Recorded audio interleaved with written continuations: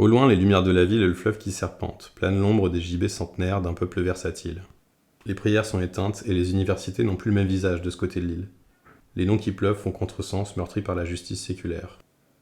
Au loin, les lumières de la ville et sa scène marâtre sans fin puisent l'ironie de cette absence civile et sage que l'on voudrait faire paraître pour Oni. Les places et leurs supplices, le sang sur les pavés, bâtis par la violence d'êtres cruels que l'on voudrait supérieurs par la race, mais qu'affrange égale et criminelle l'histoire trahie. Sa relecture se passe de l'esprit, efface, et c'est une manne qui s'ouvre d'où surgissent ces monstres. L'imposture grandit au chevet des drames construits et dans la ville-monde, tout le monde dort sans cauchemar. La mémoire s'évapore dans un louvre, mais le noir se glisse dans les méandres. D'aventure, ce silence s'avertit, ma paupière s'effrissonne de ces mots pour m'éprendre. Car je connais les discours sur les édifices et les pierres. Je connais leurs raisons et leurs massacres sans frontières, quand brandissaient des icônes les mêmes tortionnaires, quand plus rien ne pouvait répondre qu'une langue arrachée et une cloche qui sonne. L'adoration des cendres et l'écueil qui guette.